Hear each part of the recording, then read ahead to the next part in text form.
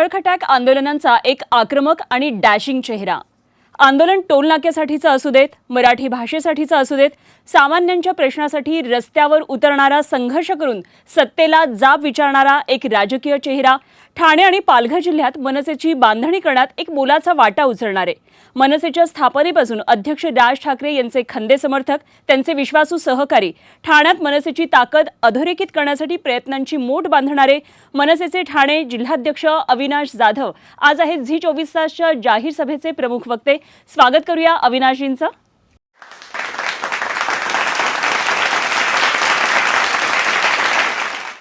संदीप देशपांडे सारखे अनेक कार्यकर्ते पण पक्ष सोडणारे, दुसऱ्या पक्षांची मुलं परवणारी दोन टोळ्या फिरत आहेत। याच्या आधी वोटर विकत घेईपर्यंत ठीक होतं, आता तुम्ही उमेदवारच गायब करायला लागलेत। अविनाशजी, झी24 तासच्या जाहीर सभेमध्ये पुन्हा एकदा तुमचं स्वागत करते।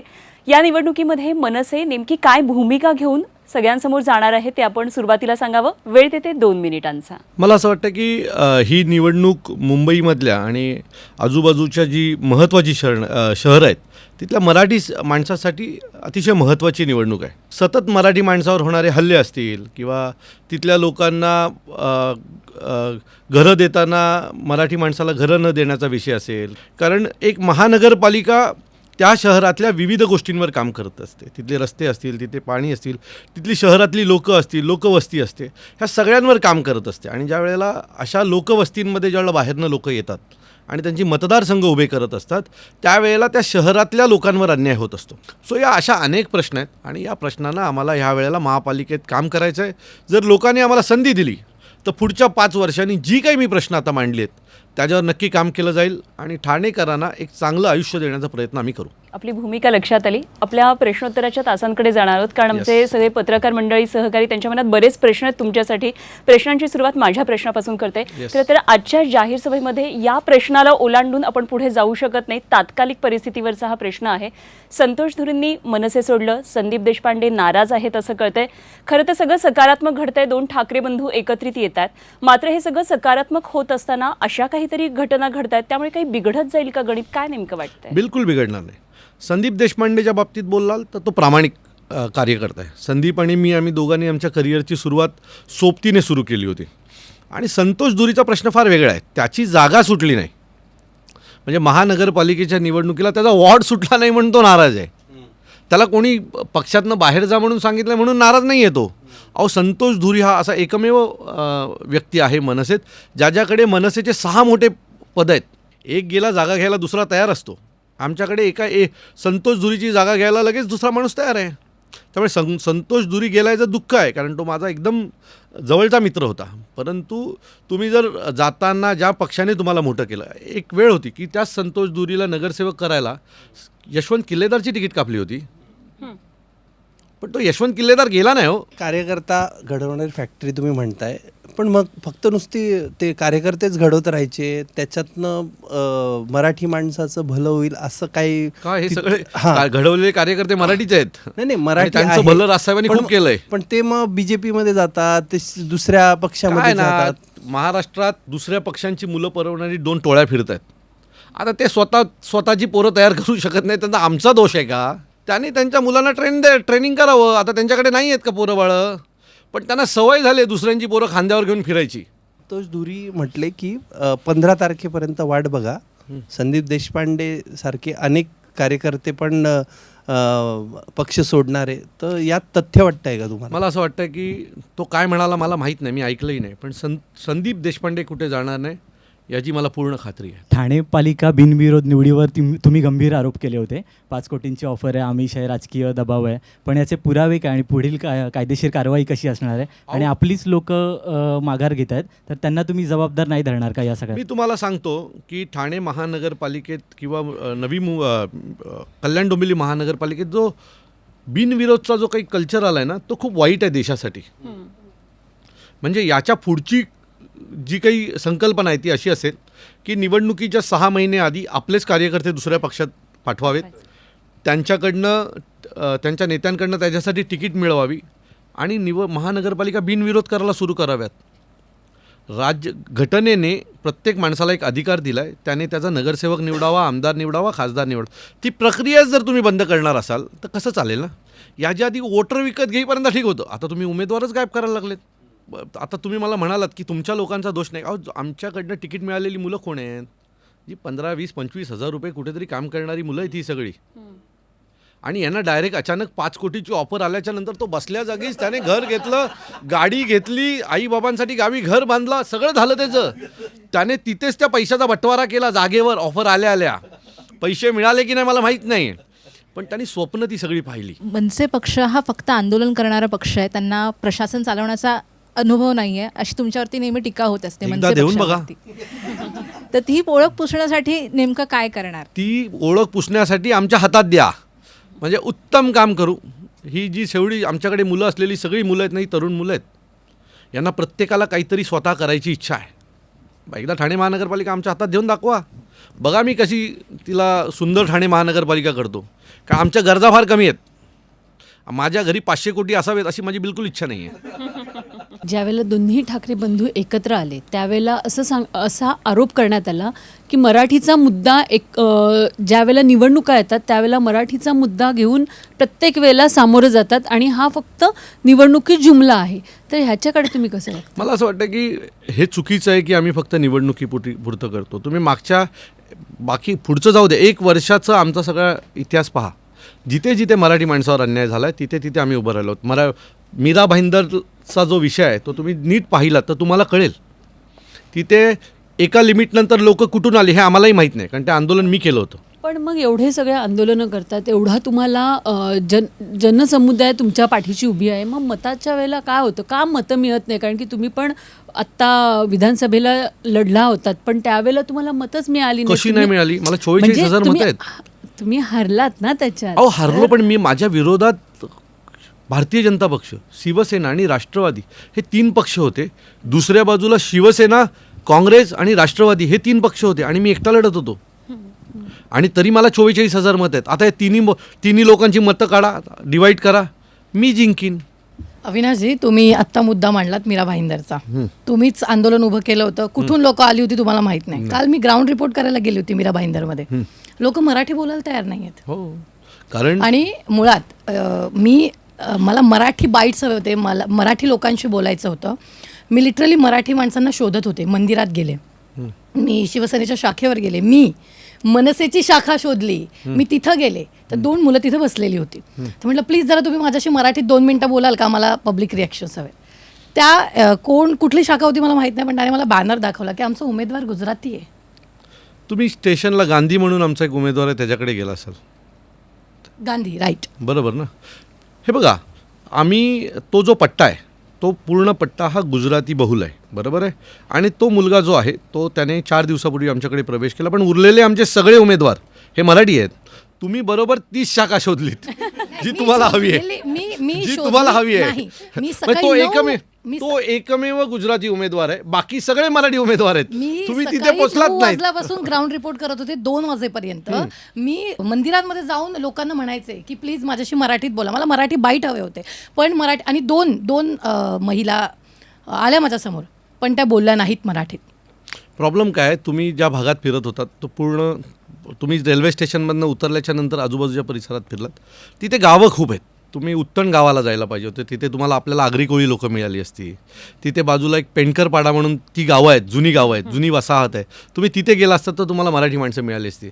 आता हेच दुःख आहे आमचं की आम्हाला मराठी माणूस मीरा भाईंदरमध्ये शोधावा लागतो. ठाण्यात एकनाथ शिंदेनी आनंद दिघे हा ब्रँड मोठा केला आहे, तर मग तुमच्या दृष्टीने कुठला ब्रँड महत्त्वाचा वाटतो, ठाकरे की दिघे?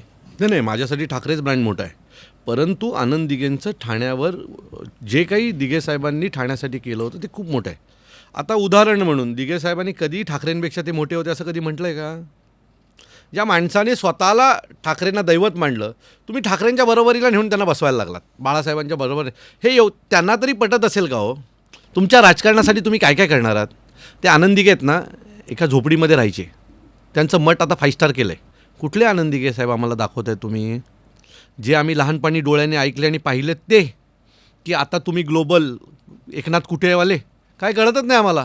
ठाणे मुंबई ह्या साईडला की परप्रांतीयाची संख्या वाढत चालली, अशी वेळ येईल की आपल्याला मराठी माणूस शोधावा लागेल, तर तुमचं त्यावर काय मत? अहो काही गरज नाही. जोपर्यंत मुंबईमध्ये राज ठाकरे आहेत ना तोपर्यंत अशी काही वेळ महाराष्ट्रावर मुंबईवर येणार नाही. ठीक आहे, आम्ही बसलो आहे मराठी माणसासाठी. हां, आम्हाला नाही सत्ता मिळाली तरी चालेल, नाही महापौर बसायला मिळालं, नाही आमदार झालो तरी चालेल, पण मराठीची मान कुठे खाली जाईल अशी कुठलीही गोष्ट होऊन देणार नाही आम्ही लोक. आणि वाढत्या परप्रांतीयांच्या संख्याबाबत काय? सरकार बदलावं लागेल. चुकीचं सरकार आहे. जोपर्यंत ठाकरेंचं सरकार येणार नाही तोपर्यंत हे होत राहील. ज्या दिवशी ठाकरेंचं सरकार येईल त्या दिवशी तुम्ही कुठेही जाऊ नका, विटी स्टेशनला जा, चर्चगेटला जा, ट्रेन भरून भरून परत आपल्या गावी जाताना तुम्हाला दिसतील. दोन्ही ठाकरे बंधू एकत्र आले, सगळ्यांना आनंद झाला. सगळे मराठी माणसांना वाटलं की त्यांचं गोमटं होईल. परंतु आत्ता गेल्या काही दिवसापासून आम्ही जे बघतोय ना, काही असं वातावरणच निर्मिती होत नाही आहे. म्हणजे तुमच्या ठाण्यामध्ये एक संयुक्तिक सभा होणार होती, तर त्याच्याबद्दल पण काय नाही. नाशिकमध्ये नाही, पुण्यामध्ये, म्हणजे मनसेची जिथे ताकद आहे तिथे काही होतानाच दिसत नाही. तुमचा चष्मा चुकीचा आहे. तुम्ही जर मागच्या 8 दिवसामध्ये जर नीट मुंबईला पाहाल तर 6 ठाकरे रोज रस्त्यावर फिरत आहेत. हे फक्त मुंबईत दिसतंय. तुम्ही नाशिकमध्ये तुमची एवढी मागे सत्ता आली होती, तिथे काहीच नाही. म्हणजे तिथल्या उमेदवारांनी फक्त वाऱ्यावर राहायचं का? त्यांना तुमची पण माझं तुमची नाही, एक सभा, कुठल्याच पक्ष सभा घेत नाहीये. बीजेपी पण नाही घेत आहे. हा, मुख्यमंत्री तर सगळीकडे फिरताय. उपमुख्यमंत्री तर ठाण्यातली ती गल्ली पण सोडत नाहीयेत. हा, मग ते तिथे होतंय, पण असं दोन्ही भावांकडनं नाही, काही असं नाही. आता दिसत तुम्ही नाही. मला विचाराल तर तसं नाही. आम्ही नेहमी राजसाहेबांना म्हणायचो की तुम्ही खाली जा, लोकांची कनेक्ट व्हा.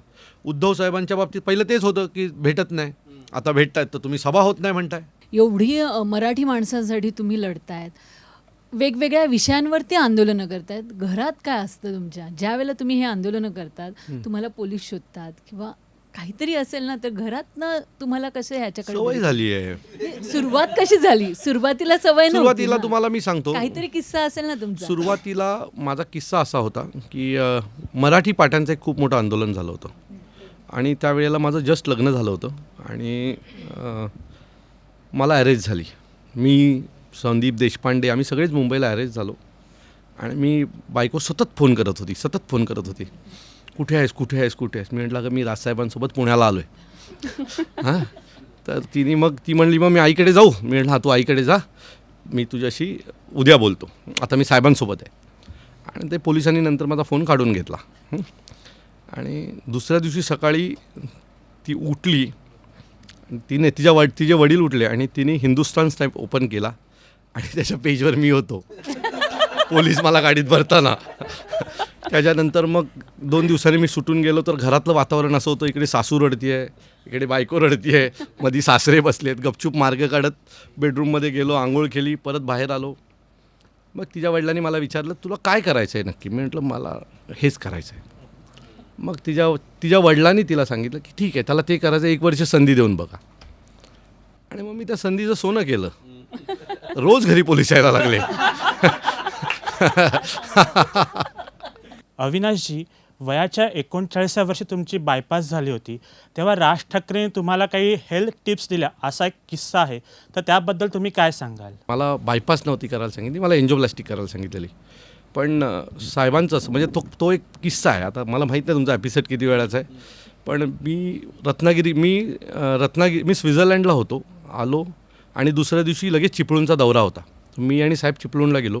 चिपळूणवरनं येताना माझ्या पाठीत दुखायला लागलं.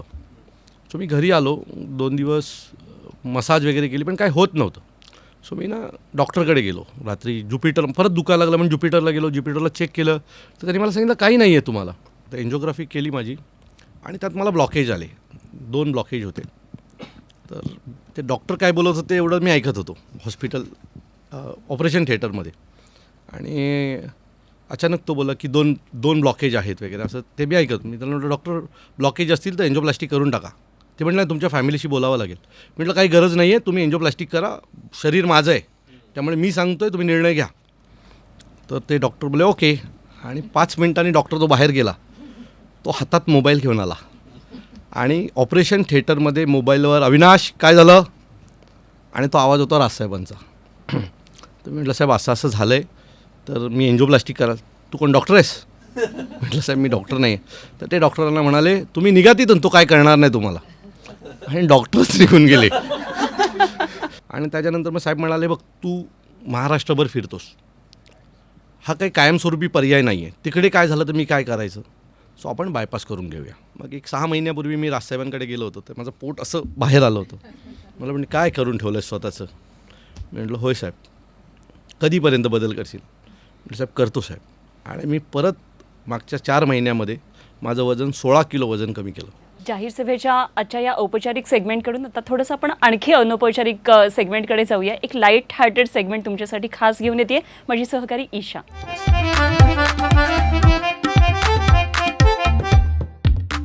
अविनाशजी, माझ्या सर्व पत्रकार मित्रांच्या प्रश्नांची उत्तरं आपण अगदी मन मोकळेपणाने दिलेली आहेत. आता आम्हाला जाणून घ्यायची आहे तुमची मन की बात. आता या ठिकाणी तुम्हाला काही चित्रपटांची नावं दिसतील, फोटो दिसतील, त्यावरून तुमच्या मनात सगळ्यात आधी कोणता राजकीय पक्ष येतोय, कोणता नेता येतोय किंवा कोणता एखादा प्रसंग येतोय हे तुम्हाला इथे आमच्याबरोबर शेअर करायचं आहे. प्रयत्न करीन. पहिला चित्रपट आहे व्हेंटिलेटर. कोण आहे सध्या व्हेंटिलेटरवर? सध्या व्हेंटिलेटरवर एकनाथ शिंदे आहेत. कारण त्यांचं पुढे महानगरपालिकेनंतर काय होणार आहे कोणाला माहीत नाही आहे. मागचा 1 वर्ष त्यांचा वाईट गेलेला आहे, आता पुढचं काय होणार आहे ते मला माहीत नाही. पुढच्या 3 वर्षात ते कुठे असतील ते, त्यामुळे सध्या व्हेंटिलेटरवर तेच आहे. अच्छा, वाळवी जी पोखरत जाते, एखादा पक्ष, एखाद्या भारतीय जनता व्यक्तीला. पक्ष, अजून कोण नाही. त्यांनी जे काही महाराष्ट्रातले पक्ष पोखरले ना मागच्या काही वर्षात, सगळे मराठी पक्ष त्या पक्षाने संपवले. त्यामुळे भारतीय जनता पक्ष काही ऑप्शनच नाही आहे. वाळवी आहे राजकारणात. ऑप्शनच नाही. मी 4 वेळा विचारलं तरी तेच उत्तर देईन. वजीर, अत्यंत महत्वाचा मोहरा जो राजाला सल्ला देतो. प्रधान, असं कोण आता आहे? सध्या महाराष्ट्राबद्दल सल्ले दिल्लीला राजाला DFच देत आहेत, देवेंद्रजीच देत आहेत. मला माहीत नाही, पण माझ्या मते तेच असले पाहिजे, कारण बाकी महाराष्ट्रात सल्ले देणारे उरलेच कोण आहेत?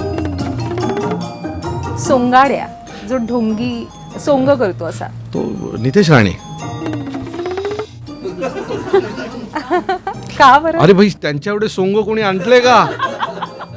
2014 पर्यंत टोपी घालणारा आज टोपीबद्दल बोलतो, भगवी शॉल घालून फिरतो.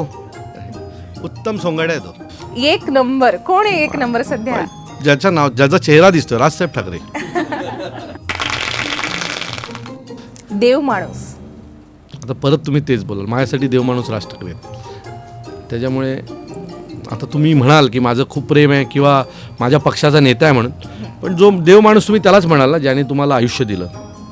मला आजही माझा पहिला दिवस प्रवेशाचा आठवतो आहे की एक जीन्स पॅन्ट घातलेली, पायात चप्पल होती आणि पाठी आव्या लिहिलेला टी-शर्ट घातलं होतं क्रिकेटचं, आणि अशी एकदम 0 कट मारला होता मी. आणि तिथे जाऊन मी विद्यार्थी सेनेच्या कार्यालयात माझा प्रवेश केला होता.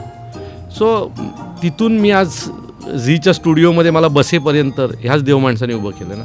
सो माझ्यासाठी तो देव माणूस तोच असेल ना, दुसरा कोण असेल?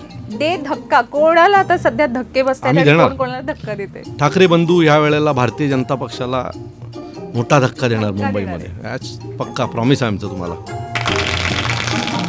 ठाण्यापिण्यात काय होईल मला माहीत नाही, पण मुंबईमध्ये ठाकरे बंधू येतील. कारण मला मराठी माणसावर पूर्ण विश्वास आहे मुंबईमधल्या. आणि जोगेश्वरी, दिंडोशी, वरती लालबाग, परळ, दादर, इथे भांडूप, हा जो सगळा मराठी माणूस आहे ना, या दोघा भावांच्या पाठीशी खंबीर उभा राहील. आश्चर्यकारक रिझल्ट तुम्हाला अनेक ठिकाणी दिसतील. बघा, थापाड्या. थापाड्या कोण आहे आपल्या राजकारणात? काय काय एका माणसाची किती बदनामी करायची हो. काय लिमिट आहे की नाही? किती बोलून घेणार, किती पापं करायला लावणार मला? नाही, मला असं वाटतं की देशाच्या राजकारणातला सगळ्यात मोठा थापाड्या जर कोण असेल तर आदरणीय पंतप्रधान मोदी साहेब. कारण त्यांनी जे काही जुमले आपल्याला दिलेत ना, चिपकवलेत ना, ते फार कठीण आहे. म्हणजे लोकांना ज्यावेळेला कळेल ना, अजूनही आपली लोकं त्यातनं बाहेर पडत नाहीत का मला माहीत नाही, पण एवढी आश्वासनं देऊन जर तुम्ही त्याच गोष्टी, ऑप्शन नाही आहे असं होत नाही, ऑप्शन तयार करावं लागतं. आणि मागच्या काही दिवसात राहुल गांधींनी स्वतःला खूप डेव्हलप केलं, हे आपल्याला मान्य करावं लागेल. पुढच्या चित्रपटाकडे वळूया. संगीत मानापमान. हे रोज करतात हो, मागे पुढे पण बघत नाही, कळतच नाही की रात्री ज्याच्याबरोबर बसलेलो त्याचाच सकाळी अपमान करतोय. या इतपत केलंय ते आताच्या लेवलला. पण मला असं वाटतं की अजित पवारांचा खूप अपमान होता आत्ताच्या क्षणाला. तुम्ही त्यांना घेतलं, बाजूला बसवलं आणि आत्ताच तुम्ही सांगता की ह्यांच्यापेक्षा वाईट कोणी नाही. याच्यापेक्षा मोठा अपमान काय असेल ना. त्याने डेअरिंग करून स्वतःच्या काकाचा पक्ष फोडला आणि आज तुम्ही सांगताय त्यांची गरज नाही आहे, ते भ्रष्टाचारी आहेत, कुबड्यांची गरज नाही आहे. ह्या सगळ्या गोष्टीचं अजितदादांचा खूप अपमान होता. जुनं फर्निचर या म्हाताऱ्याला अडवूनच दाखवा. खूप सारे जुने फर्निचर आहेत महाराष्ट्राच्या राजकारणामध्ये. त्याचं करायचं काय हा प्रश्न आहे आता. जुनं फर्निचर 2.5 वर्षाच्या व्हॅलिडिटीचं होतं असं मला वाटतंय. एकनाथ शिंदेच असतील ते कारण ते फर्निचर आता घराबाहेर काढायची वेळ आली आहे. गुलकंद गोड पदार्थ जो पचायला हलका. तर काय कोण आहे आपल्याकडे? मला नाही कोण असं वाटतं एवढं पचेल असं कोण नाही आहे महाराष्ट्राच्या राजकारणात. पटकन पचेल असं कोण नाही देशाच्या आहे. राजकारणातलं पण सांगू शकता. नाही हो, एवढा चांगला शब्द आणि एवढं चांगला राजकारणी डोळ्यासमोरच नाही आहे. दशावतार एकाच व्यक्तीचे अनेक रूप, कधी कोणतं रूप समोर येईल काही सांगता येत नाही. हे जर तुम्हाला पाहायचं असेल तर तुम्हाला अधिवेशनाला जावं लागेल. असे दशावतार तुम्हाला अधिवेशनाच्या आत भेटतात की सतत ते त्यांची भूमिका बदलतात. म्हणजे लोकसभेत किंवा विधानसभेत एकामेकांच्या अंगावर धावून जाणारी लोक ही कॅन्टीनमध्ये एकामेकांच्या गळ्यात गळे घालून जेवत बसलेली असतात. तर हा दशावतार ज्या वेळेला विधानसभाचं अधिवेशन भरतो त्यावेळेला तुम्हाला पाहायला मिळेल. आणि विविध आहेत, म्हणजे जेवढे चेहरे आहेत त्याच्यापेक्षा जास्त तिथे आहेत. आता थांबायचं नाही हे आम्ही आहोत, आता थांबणार नाही. आता बस झालं, खूप पराभव पाहिले. अशी ही बनवाबनवी रोज करते भारतीय जनता पक्ष आमच्याबरोबर. रोजची बनवाबनवी असते आमच्याबद्दल. त्यामुळे रोज सकाळी उठवायचं आणि विविध प्रश्नांना, आवश्यक असलेल्या प्रश्नांवर महाराष्ट्रात चर्चाच होत नाही. आमच्याकडे चर्चा कशी होते तर मामूवर होते.